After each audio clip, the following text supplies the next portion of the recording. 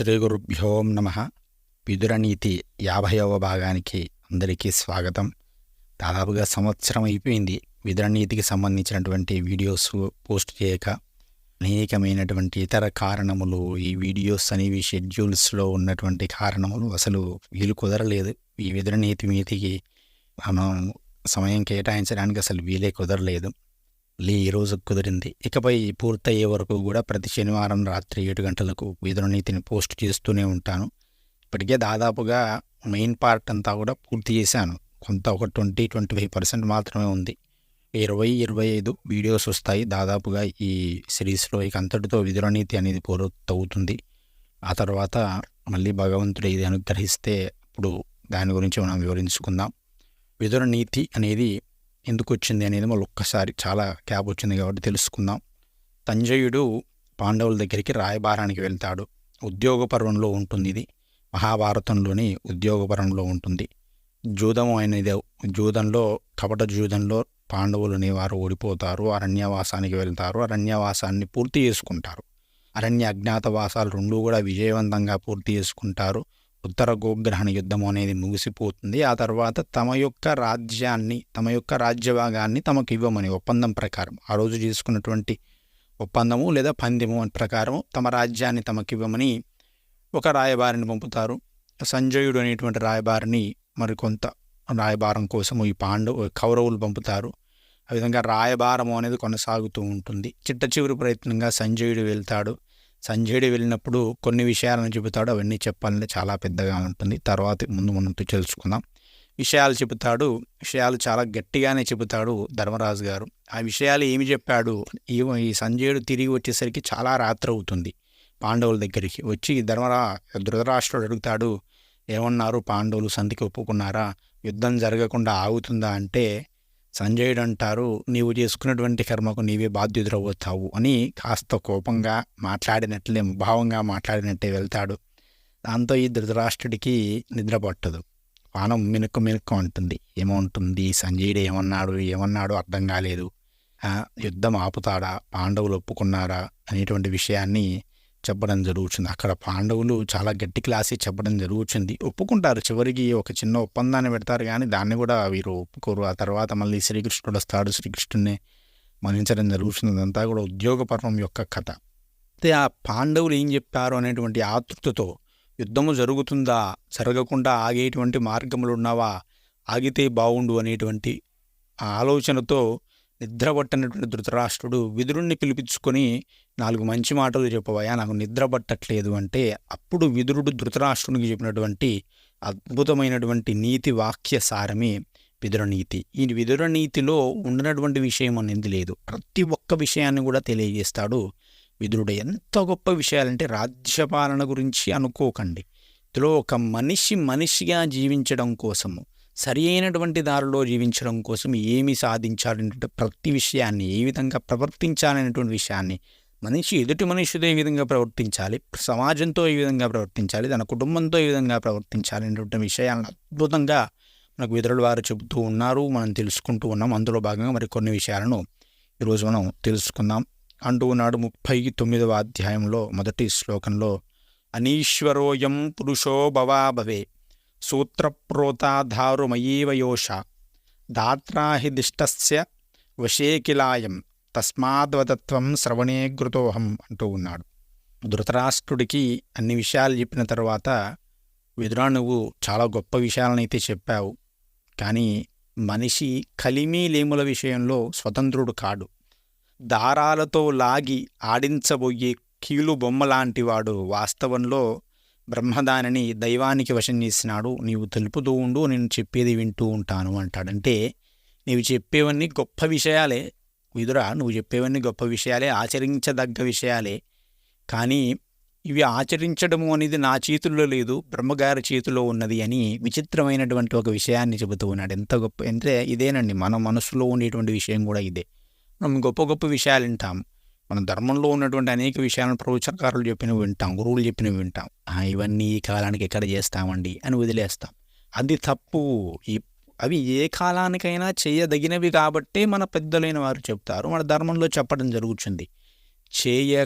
చేయడానికి నీ మనసు ఒప్పుకోవట్లేదు, దానిని ఏదో కర్మ అని, బ్రహ్మ అని, విధి అని తప్పించుకునేటువంటి ప్రయత్నం చేస్తున్నావు. దానివల్ల నీవు ఇబ్బందుల పాలే అవుతావు గాని, ధృతరాష్ట్రుడు ఎన్ని ఇబ్బందుల పాలయ్యాడు, అలా ధృతరాష్ట్రుడిలాగా ఇబ్బందుల పాలే అవుతావు గాని సరైనటువంటి దారిలో వెళ్ళవు. ధర్మరాజు ఎన్నో ధర్మమైనటువంటి విషయములను తెలుసుకున్నాడు, వాటిని ఆచరించినాడు కాబట్టే ధర్మమైనటువంటి మార్గంలో అతను విజయాన్ని సాధించడం జరిగినది. ఎప్పుడైనా ఆచరణ సాధ్యం కానటువంటి విషయాలను ధర్మం ఎప్పుడూ చెప్పదు. కాబట్టి ధృతరాష్ట్ర మహారాజా, నీవు ఎప్పుడూ అలా మాట్లాడకూడదు. అప్రాప్త కాలవచనం బృహస్పతి రవిబ్రువన్ లవతే బుద్ధ్యవజ్ఞానం అవమానించ భారత. నీవు అవమానాలు పొందుతున్నారు, ఎందుకు పొందుతావు, బాధపడుతున్నావు, ఎందుకు బాధపడుతున్నావు అంటే, రాజా సమయానికి సరిపోని మాట ఎవడు మాట్లాడినా కూడా అది బృహస్పతి అయినా సరే బుద్ధిహీనుడు అనిపించుకుంటాడయా.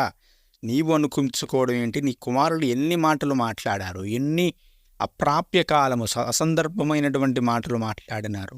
ఆ మాటల ఫలితముగానే కదా ఈరోజు మూర్ఖులుగా వారు బుద్ధిహీనులుగా పిలిపించుకుంటూ ఉన్నారు, అవమానాలను పొందబోతూ ఉన్నారు. ఆ అవమానములకన్నిటికీ కూడా కారణం ఆనాడు జ్యోతిసభలో నీ కుమారులు పలికినటువంటి మాటలే కదా. ప్రియో భవతి దానేన ప్రియవాధీన చాపరః మంత్రం మూలబలేనాన్యో యప్రియ ప్రియ ఏవ సహ. ఒకడు దానం చేసి ఇష్టడవుతాడు, మరొకడు ప్రియంగా మాట్లాడి ఇష్టడవుతాడు, ఇంకొకడు మంత్రబలం చేత గాని మూలబలం చేత గాని ఇష్టమైన వాడవుతాడు. కానీ సహజంగా ప్రియమైన వాడు ఎప్పుడూ ప్రియంగానే ఉంటాడు అంటూ ఉన్నాడు విదురుడు. అంటే ఏమిటి? ఇప్పుడు ఒక మనిషికి ఇష్టడు కావాలి అంటే 3 కారణాలు చెబుతూ ఉన్నాడు. దానం చేసి అవసరంలో ఇంకొక దానం లేదా ఒక వస్తువు అవసరమైంది, దానం చేస్తే చాలా అవసరానికి ఆదుకున్నావయ్యా గొప్పవాడు అంటారు. ఇంకొకడు ప్రియంగా మాట్లాడి ఇష్టడవుతాడు. కష్టంలో మంచి మాట అనేది దానం కంటే గొప్పది. 3వది మంత్రబలం చేత కానీ మూలబలం చేత కానీ ఇష్టమైన వాడు అవుతాడు. అంటే 3 ఇది ఏంటంటే మంత్రబలం చేత మూలబలం చేత అంటే తనకు ఒక శక్తి ఉంటుంది, ఆ కష్టాన్ని ఆ మంత్రం లేదా ఆ తంత్రంతో తీసేస్తాడు, తద్వారా ఇష్టడవుతాడు. ఈ 3 ద్వారా ఇష్టడైన వాడు సాధారణంగా కొంతకాలానికి మళ్ళీ అయిష్టత రావచ్చు. ఎందుకంటే ఆ మంత్ర ప్రభావం తగ్గగానే అయ్యో పెద్ద ఏదో చేసినాడు అంటారు, లేదా ఆ యొక్క కష్టం తీరిపోగానే ఆ మాట చెప్పినటువంటి విధానాన్ని కూడా మర్చిపోతాడు, ఆ మాట చెప్పినటువంటి వ్యక్తిని కూడా మర్చిపోతాడు. దానం వస్తువు చేస్తే ఆ వస్తువు అనేది శాశ్వతంగా ఉండదు, ఏ వస్తువు కూడా. ఆ వస్తువు అనేది అయిపోగానే ఏమి ఇచ్చాడు 4 రోజులకి అయిపోయింది ఆ వస్తువు అంటారు. అలా కాకుండా ఎవడైతే సహజంగా ప్రియమైన వాడు ఉంటాడో వాడు ఎప్పుడూ ప్రియుడే. ఎవడు సహజంగా ప్రియమైన వాడు, ధర్మాన్ని ఎవడు నమ్ముకుంటాడో వాడు ఎప్పుడు కూడా ప్రియంగానే ఉంటాడు. ఎందుకంటే వాడి మాట ప్రియంగానే ఉంటుంది, వాడి చేతలు ప్రియంగానే ఉంటాయి, వాడి తత్వము ప్రియంగానే ఉంటుంది. కాబట్టి ఎప్పుడూ ప్రియంగానే ఉంటాడు. కాబట్టి మనం దానం చేత వీటి చేత ఇతరులను ప్రియంగా చేసుకోవడం కాదు. ఇప్పుడు ధృతరాష్ట్రుడు చేసేది అదే కదా. వాడిని ఏదో ప్రియంగా కాస్త కాంప్రమైజ్ చేయాలనేటువంటి విధంగా ఉంటున్నాడు. ఎలా కాంప్రమైజ్ అవుతారు? నువ్వు దానం చేసినట్టు రాజ్యాన్ని ఇస్తే మంచిదే, వాళ్ళకి హక్కు ప్రకారం ఇస్తున్నావు, నువ్వేం భిక్షం ఇవ్వట్లేదు. మాట చేత నువ్వు అప్పుడు ఏదో బాగా గాయపరిచావు మాటలతోటి. ఈరోజు మంచి మాటలు చెప్పి వారిని ప్రియంగా చేసుకోవాలంటే సాధ్యమేనా?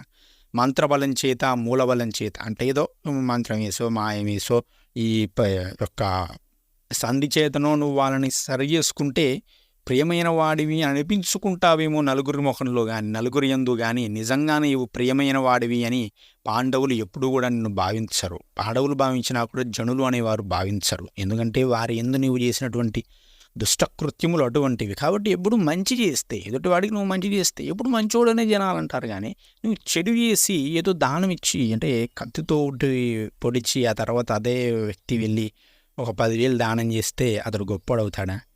అవ్వడు కదా. అదే చెబుతూ ఉన్నాడు. నువ్వు ఆ పాండవులను అంత దారుణంగా ఇబ్బంది పెట్టావు. ఈరోజు ఏదో చేసి నేను గొప్పని అనిపించుకోవాలనుకోవడం అనేది సరైనటువంటి విషయము కాదు. సహజ ప్రియత్వమును అలవరుచుకో, సమయానికి తగ్గటువంటి మాటలను మాట్లాడు. అనవసరమైనటువంటి మాటలను మాట్లాడి ఇబ్బందులు వచ్చినప్పుడు అయ్యో నేను ఆ రోజు ఆ మాట మాట్లాడినటువంటి బాధపడడం కన్నా ఎప్పుడూ ప్రియమైనటువంటి మాటలు మాట్లాడి ఎప్పుడూ అందరికీ అనుకూలమైనటువంటి విధానంలో నీవు కూడా సరైనటువంటి విధానంలో పని చేసుకుంటూ వెళ్తే ఆ ధర్మమే నిన్ను కాపాడుతుంది. ఇది ధర్మో రక్షతి రక్షితః అని విదురుడు అద్భుతమైనటువంటి విధానంలో ఆ ధృతరాష్ట్ర మహారాజుకు వివరించడం జరుగుతుంది. ఎంత గొప్ప విషయం అండి. ఎప్పుడూ ధర్మంగా ఉండేవాడిని ఆ ధర్మమే రక్షిస్తుంది. అతడు ధర్మాత్ముడని అందరూ అంటారు.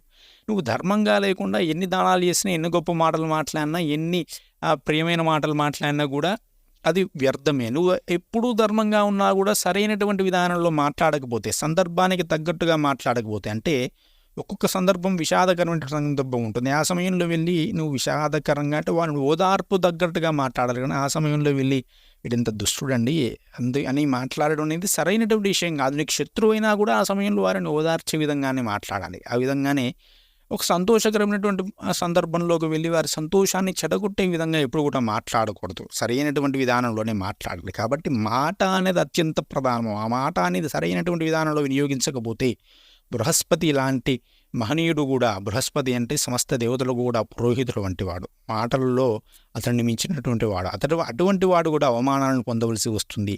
కాబట్టి ఎప్పుడైనా మాటను చాలా జాగ్రత్తగా వాడుకోవాలి.